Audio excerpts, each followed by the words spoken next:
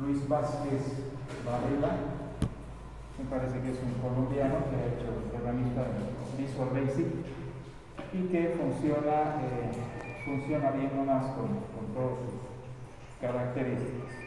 Que ya lo hemos visto como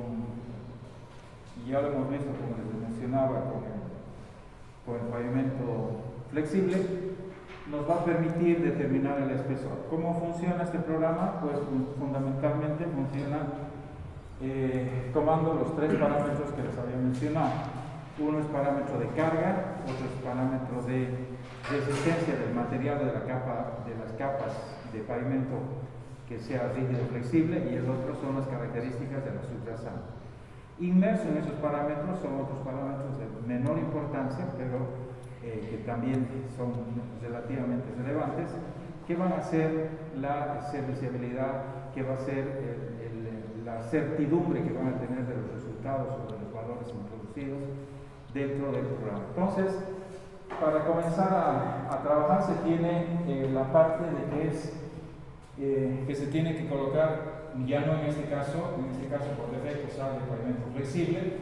Lo que nosotros vamos a utilizar ahora sería pavimento rígido. Para eso hacemos el espacio en pavimento rígido y nos aparecen ya los nuevos parámetros que hay que meter en función de lo que vayamos a estar necesitando. Si tienen alguna consulta, hablen, y si quieren hablar, afuera, por favor.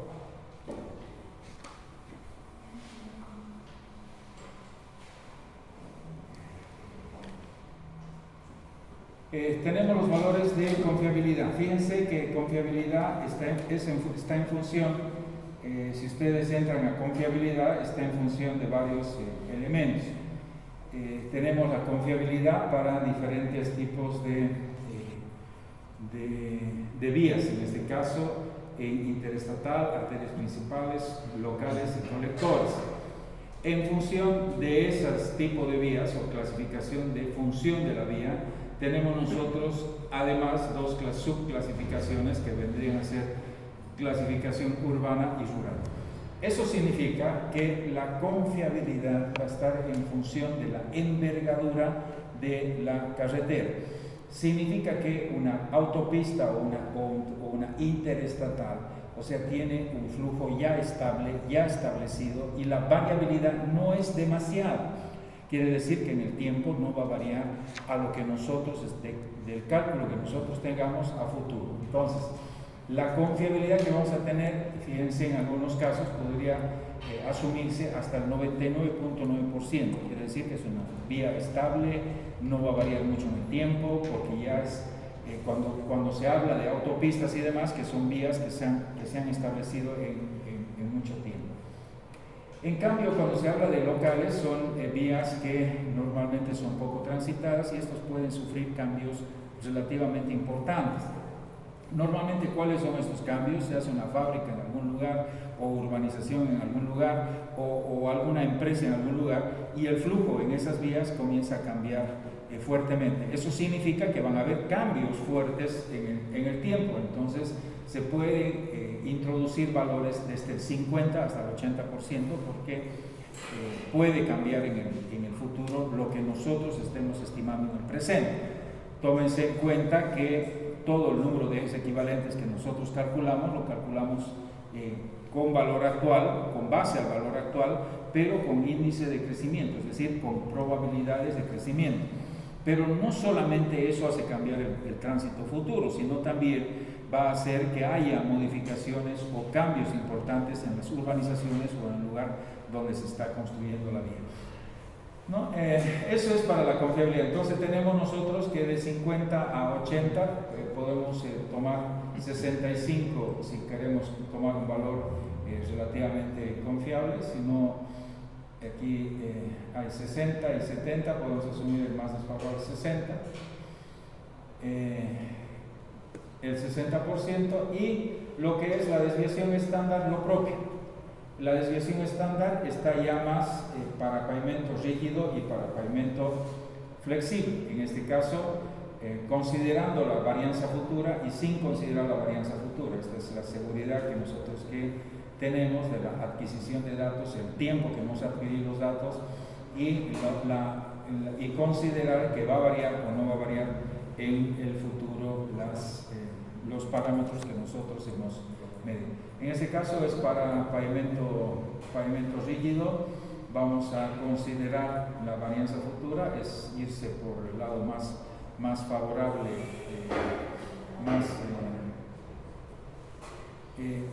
ese sería el más favorable, y para ir al más desfavorable sin considerar que va a variar en el futuro. Normalmente considerar que va a variar en el futuro es el caso más desfavorable para este caso. Y aquí podemos copiar directamente la estructura, y ya lo copia 0.34. Entonces ya vemos, primero en la primera planilla decía pavimento flexible rígido, nos hemos ido rígido. En la segunda parte nos hemos ido confiabilidad, desviación. La confiabilidad ya les había mencionado, está en función a las diferentes tipos de vías, que son autopistas, arterias, colectores locales, y si es rural o si es urbano. La desviación estándar o propia es considerar la varianza futura y sin considerar la varianza futura. De ahí entramos a la tercera planilla, tercera ventana, que es lo que es la serviciabilidad inicial y final. Ya les había comentado que serviciabilidad inicial y final está en función de la calidad que tiene el pavimento en condiciones actuales, digamos. Normalmente cuando se acaba un pavimento, ya sea rígido o flexible, la serviciabilidad debería ser 5, es decir, que queda luzquita, queda finito, queda sin rayas, sin nada, sin perturbaciones, absolutamente lineal y churro, ¿no? Pero normalmente no pasa eso, o sea, el mismo proceso constructivo que genera ondulaciones, que genera pequeños desniveles. Entonces, normalmente cuando se acaba un pavimento queda en una serviciabilidad inicial de 4.5, de 4 a 4.5. Es muy raro o muy rara vez se llega al 5% en la serviciabilidad inicial. Pero esto en el transcurso del tiempo, como todas las vías, ya sea de rígido o flexible, esto va a ir disminuyendo en el transcurso del tiempo. Y es cómo va disminuyendo. Disminuye a través de grietas, fisuras, baches, grietas horizontales, grietas verticales,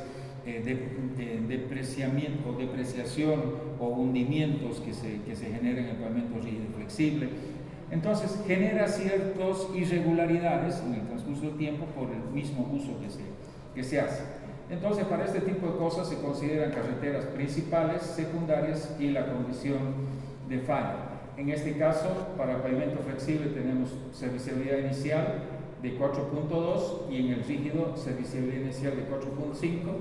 Si consideramos que es una carretera secundaria, podemos colocar 2, y si consideramos en carreteras principales, podemos considerar una serviciabilidad de 2.5, o sea, porque llegar a 2 está casi ya degradado y ya tiene que removerse por completo normalmente el pavimento rígido. Entonces, hacer una condición de falla relativamente intermedia de 2 me va a permitir el tiempo para hacer el mantenimiento y la reposición y curado de todas las fallas que se hayan estado haciendo en el pavimento rígido. Entonces lo vamos a dejar por defecto en 2, ponemos copiar a la estructura y tenemos serviciabilidad inicial de 4.5 y serviciabilidad final de 2. Hasta aquí nosotros hemos considerado en función a los elementos de medición, cómo vamos a medir, dónde vamos a medir, en qué lugar está ubicado, qué características vamos a considerar inicial y de falla. Eso está en función al periodo de diseño que nosotros estemos utilizando y a las características de las vías, como hemos visto, por locales, arterias, autopistas y demás elementos. A partir de aquí ya salen los elementos de diseño. ¿Cuáles son los elementos de diseño? Uno es la cantidad de flujo.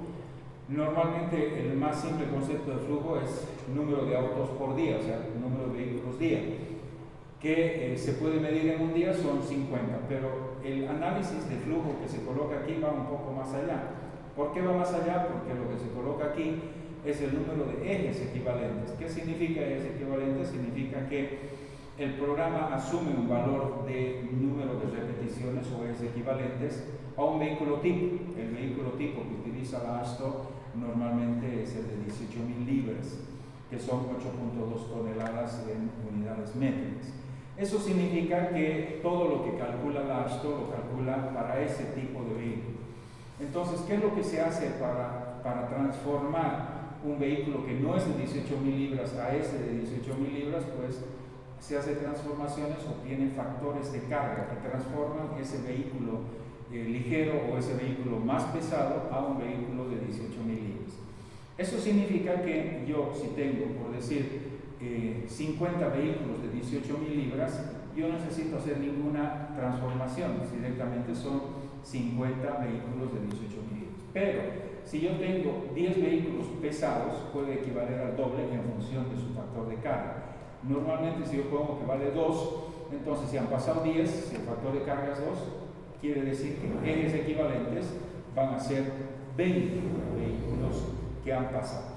Y al revés, o sea, si pasan vehículos livianos, si han pasado 1000 vehículos livianos y mi factor de carga es 0,1, eso quiere decir que pasan 1000, pero equivalen a 100 vehículos pesados o vehículos de 18.000 libras. ¿No? Entonces, esos son los conceptos que se manejan para lo que es equivalencia. Un minutito, por favor. El pavimento en el transcurso del tiempo. Normalmente estas repeticiones, atiéndame por favor. Normalmente estas repeticiones se las calcula al periodo de diseño que nosotros estemos calculando.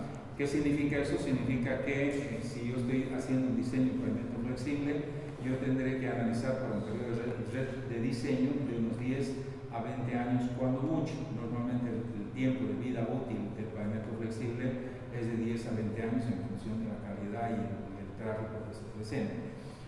En cambio, el pavimento rígido tiene mayor vida útil. Eso significa que yo podré calcular para una vida útil mayor a 30 años. Es decir, es más, el pavimento rígido conceptualmente comienza su envejecimiento a partir de los 60 años. Significa que tiene un periodo de vida mayor a 30 años, pero normalmente pueden aparecer defectos localizados, como pueden ser algunas grietas o algunos hundimientos, no debido a la falla del pavimento, sino a las fallas de los soportes, en este caso la subrasante o la subbase en la que se encuentra apoyado el pavimento rígido.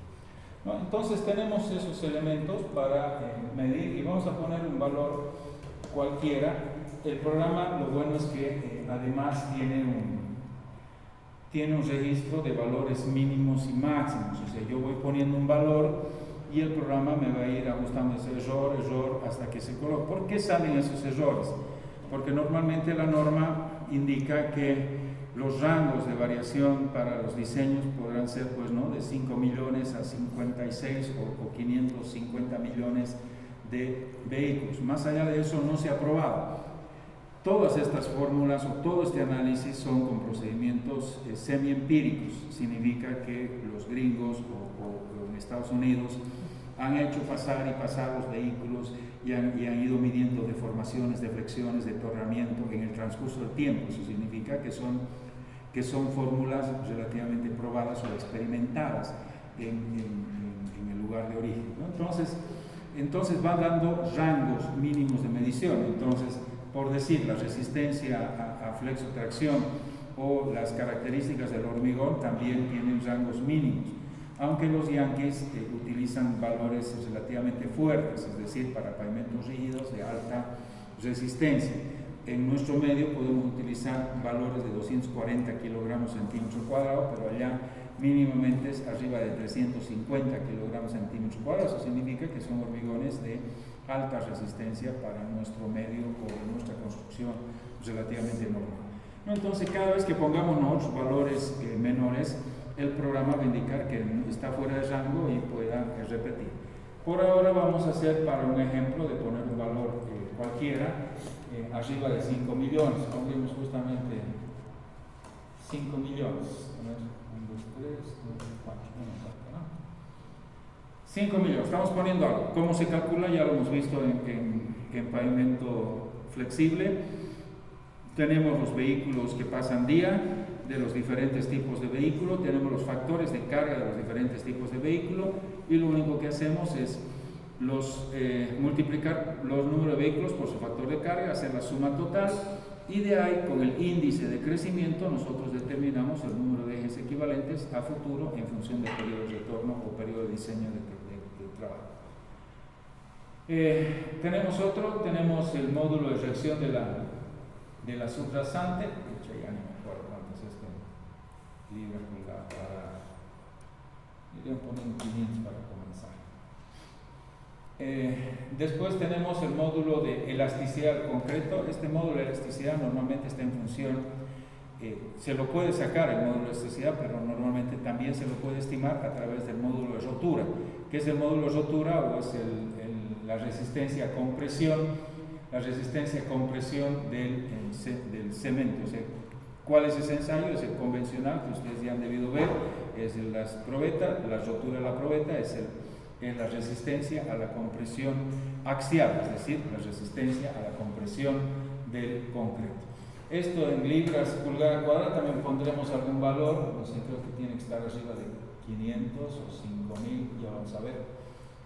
Y calcula por este módulo de rotura, calcula la elasticidad y el módulo de rotura, es decir, el módulo de elasticidad y el módulo de rotura del concreto. Calcular, fíjense, para 5000 da perfectamente, pero si yo le hubiera puesto 500 y le decía calcular, fíjense, dice el módulo debe de estar, el módulo de elasticidad, solo controlo el módulo de elasticidad, debe de estar entre 3 por 10 a la 6 a 7 por 10 a la 6. Entonces, si no ha salido en ese rango, quiere decir que el módulo de compresión no es suficiente, tiene que subirse. 3 por 10 a la 6, ahorita esto está, debe ser 600. ¿Cuál es el mínimo? 1000 será. Debe ser un poco menos. 2000. Nada. 3000. Parece que 5000 nomás, ¿no? 4000. Aquí ya está fallando ya el otro, ya no está fallando el módulo de elasticidad, está fallando el módulo de rotura, que dice desde 500 a 2500. Y justo ha dado 500, o sea, debe ser 5000 nomás el valor, porque debe estar entre 500 y. No puede 5000, ¿no? 5000. Esto es asumiendo que el módulo de rotura es 0.1. Normalmente algunos autores asumen 0.15, quiere decir que pudiera subir un poco más el módulo de rotura, o podemos ponerlo también a pulso el módulo de rotura. Ese es el más desfavorable, es multiplicando la compresión por 0.1, pero también puede ser multiplicado por 0.15, o sea, hay una variabilidad en función de algunos autores.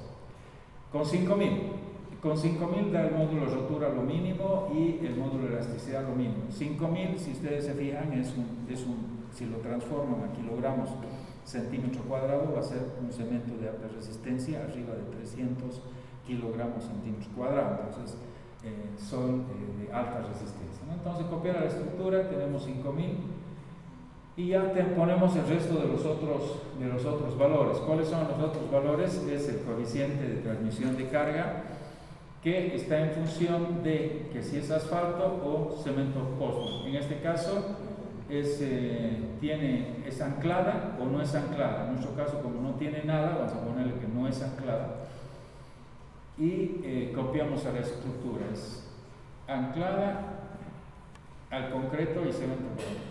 Como no sabemos, ponemos el más desfavorable. Tenemos la transmisión de carga y tenemos el coeficiente de drenaje, que normalmente se asume 1 en la mayoría de los casos. Podría ponerse 1.109 en función de las características, si es excelente, bueno, pobre.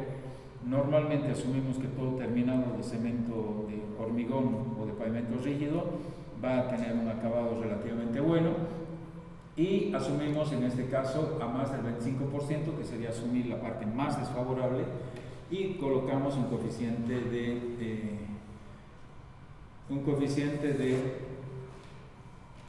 drenaje de 1, ¿no? Entonces, fíjense, ya hemos metido los parámetros que les había mencionado. La carga la metemos a través del tránsito de diseño, o lo que es el ECS equivalentes. Las características del material lo metemos en estos dos elementos, que son el módulo de elasticidad y módulo de rotura del concreto. Y el otro elemento importante, que es el módulo de las características del terreno de fundación o el terreno subrasante, es el módulo de reacción de la subrasante, que es muy parecido al módulo resiliente que utilizamos nosotros en el pavimento flexible. Tiene una correlación entre el módulo resiliente, inclusive tiene correlación entre el CBR y módulo de reacción de la subrasante. En el texto, o no sé si en las diapositivas, les he pasado la tabla donde yo puedo cambiar con el CBR, puedo encontrar el módulo de reacción de la subrasante, que me sale en kilogramos centímetro cúbico, pero en este caso nosotros tenemos que transformar en unidades a libras pulgada cuadrada sobre pulgada, ¿no? Entonces hay que hacer esas transformaciones para encontrar los valores que corresponden, pero eso se encuentra a través de la característica de la subrasante. Los otros elementos que están en función de la calidad de la información, que están en función de las características del lugar donde se está haciendo, son confiabilidad, desviación estándar, serviciabilidad inicial, las características de inicio y final del trabajo, el coeficiente de transmisión de cargas está en función de las características que tiene el hormigón. Eso significa que si tiene pasajuntas, si está anclada, si tiene refuerzo, podemos nosotros cambiar o disminuir esos coeficientes de transmisión de carga, que tiene que ver de cómo transmite las cargas tanto a las bermas o como de losa en losa, ya sean con pasadores transversales o longitudinales. Y el coeficiente de drenaje, que tiene que ver con la porosidad o permeabilidad que pueda tener el pavimento rígido, porque como les había mencionado, inclusive puede hacerse pavimento rígido poroso, de altamente permeable. Señoritas, si quieren conversar afuera, por favor, y si no, levanten la mano. Pueden pararme en cualquier momento, pero no me gusta que estén. Si ya tengo todos esos elementos, lo único que tengo que colocar es diseñar. Fíjense, aquí tenemos valores mínimos para ellos, que sería 5 pulgadas. 5 pulgadas es aproximadamente 12.5 centímetros sería, ¿no? 2 por 5, 10. 12.5 más o menos creo que sale, ¿no? Eso quiere decir que el espesor mínimo para me parece que 6 pulgadas asumían antes, no sé por qué está saliendo 5. 15 centímetros normalmente tenían como valor mínimo para esto. Eso significa que los Yankees no hacen menores de 12.5 centímetros en este caso. Si se fijan ustedes y hacen los diseños por otros métodos, Kansas o cualquier otro, pueden salir espesores hasta de 6 o 8 centímetros para el cálculo. Y esos salen valores porque tienen restricciones de la validez fundamentalmente de su fórmula. ¿Y por qué tienen restricciones? Como ya les había mencionado, estas fórmulas son semi-experimentales, estas han sido probadas y van probadas a diferentes espesores, a diferentes rangos, y asumen valores mínimos y asumen valores máximos de validez de la fórmula y la validez del diseño.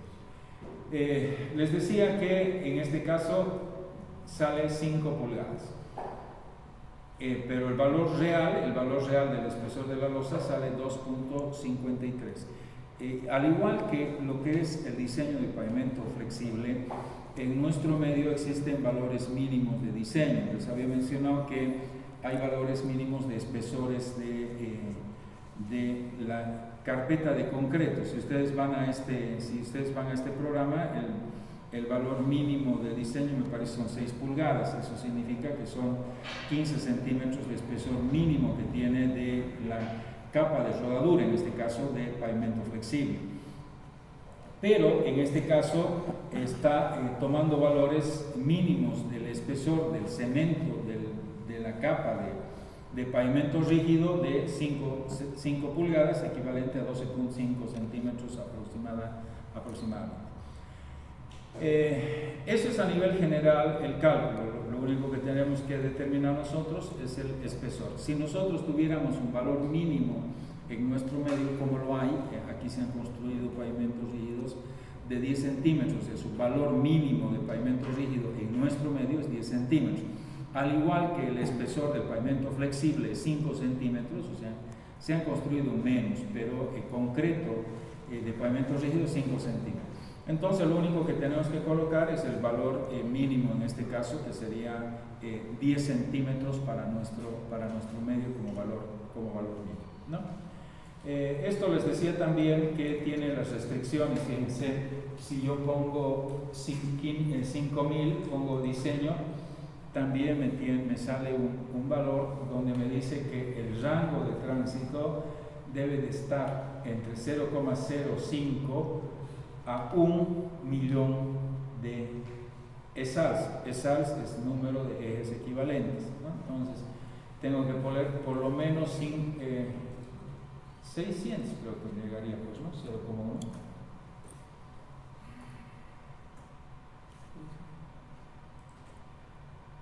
¿No? Debe ser entonces 5000.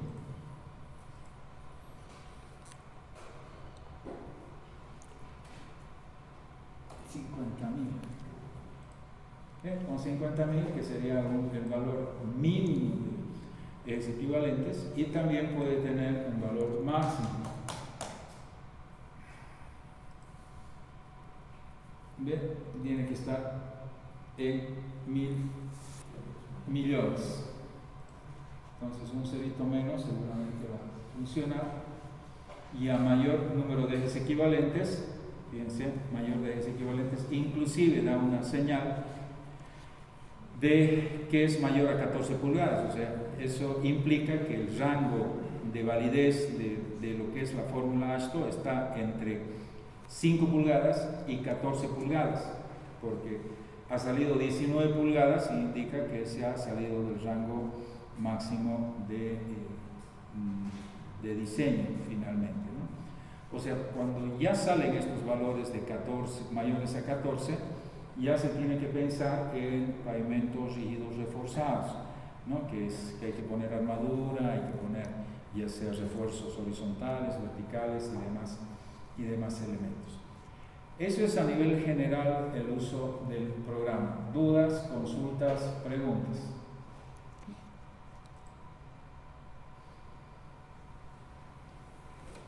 Comentarios.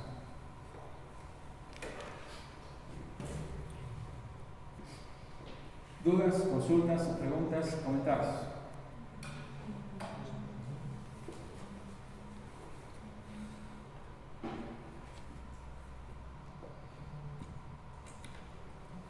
La señorita que tenía contacto con la